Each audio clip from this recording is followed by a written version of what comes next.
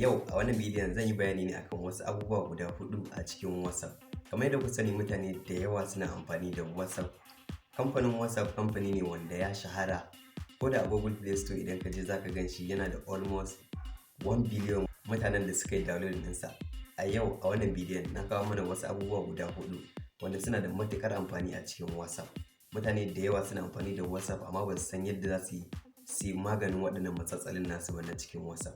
A cikin wannan shirin na yi bayani akan waɗannan abubuwa guda 4. Abubuwan da zan yi bayani akan su shine abubuwa guda 4 kamar yadda na faɗa muku. Na ɗaya akwai privacy, storage and data, backup system da kuma two-factor authentication. So in short, kafin mu shiga cikin bidiyon ka ga yadda abubuwan suke one by one, zan yi bayani akan kowanne. Kamar yadda kuka sani, privacy ya danganci abubuwa ne da ya shafi ɓangaren sirrinka, wato sirrinka na cikin wayarka ko kuma sirrinka na cikin wani abu. Sai abin da ya shafi ɓangaren storage and data. Zaka ga wasu suna da WhatsApp amma cikin ƙanƙanin lokaci da ka kunna data sai ga wasu bidiyoyi sun zo cikin wayarka ko wasu hotuna sun zo, wanda wasu hotunan ma ba masu kyau bane ba.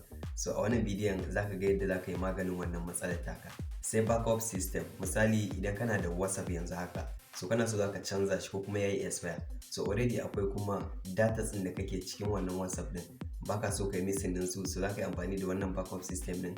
Da zarar ka canza sabon WhatsApp, kawai zaka ga duk wani data ɗinka da chatting da kai da mutane da yawa, so zaka gan shi ya dawo cikin sabon WhatsApp. Zaka iya sa wannan two-factor authentication a cikin WhatsApp ɗinka, wanda babu wanda ya sai ɗauki WhatsApp ɗinka ya shiga ba tare da saninka ba tare da kuma ya san waɗannan pin ɗin naka ba.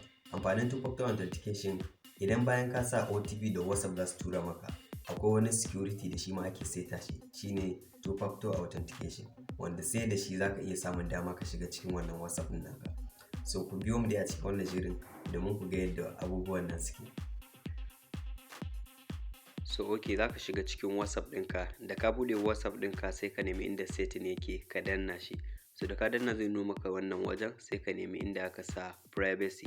Privacy ya shafi duk wani sirri da yake cikin WhatsApp ɗinka. So wannan last scene ɗinka, mutane za su iya ganin ka online ko ba za su gan ka ba. Sannan za su iya ganin status ɗinka ko ba za su gani ba. So duka a nan privacy za ka iya selecting wanda ya maka ka zaɓa. Ni zan bar shi a everyone.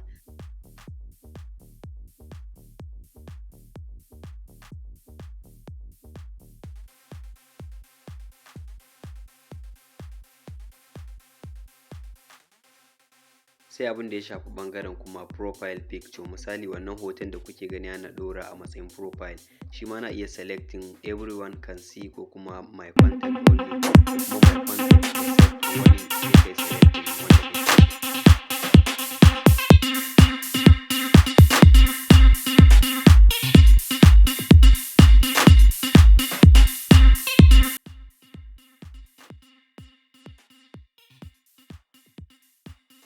Sai storage and data, shi ma za ka yi clicking za ka buɗe, so za ka bi kai selecting duka sai ka yi on marking ɗinsu.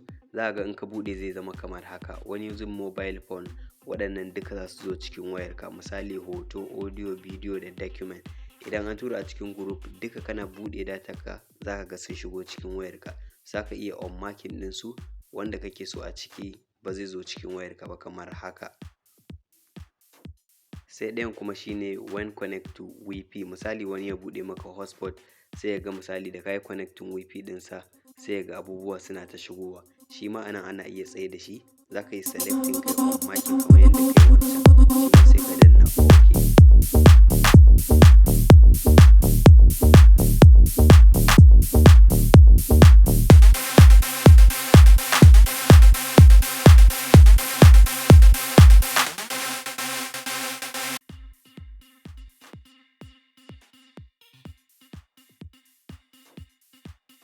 Abu na gaba shine backup. So zaka yi clicking chats, da ka buɗe shi zaka je can ƙasa za ga inda aka sa chat backup, sai ka yi clicking a kansa. Da ya buɗe za ga wasu abubuwa da yawa, misali backup on Google Drive da kuma account ɗin da ya kamata ma ka yi backup a kansa. Dole sai kana da email akan wayarka sannan zai yi backup ɗin. Amfanin backup a WhatsApp shine misali ka yi chat da abokanka da abubuwa da yawa an tura maka, so baka so ka yi missing ɗin wannan abu, so shine za ka yi amfani da backup system. Ko da ka canza WhatsApp kana login zai nuno maka backup your data. So zaka iya selecting never ko weekly, duk sati kenan, ko daily, duk wanda ka zaɓa zai ke maka backup over wifi ko mobile phone network ɗinka. Abu na gaba shine two step verification, two factor authentication. Wani abu yana da matuƙar muhimmanci. Wai sai ka ji an sace wa mutum WhatsApp ɗinsa, abin da mamaki.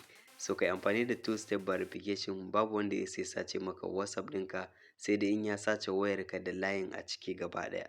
So wannan abu yana da matuƙar muhimmanci a ce kowa ya yi setting a cikin WhatsApp ɗinsa, domin ka guje wa satar WhatsApp da mutane suke yi. Kada fa ku manta ku danna mana alamar subscribing, sannan ku danna ƙararrawa. So da zarar mu ɗora sabon shiri za a sanar maka. Muna kawo muku abubuwa da suka shafi ɓangaren technology.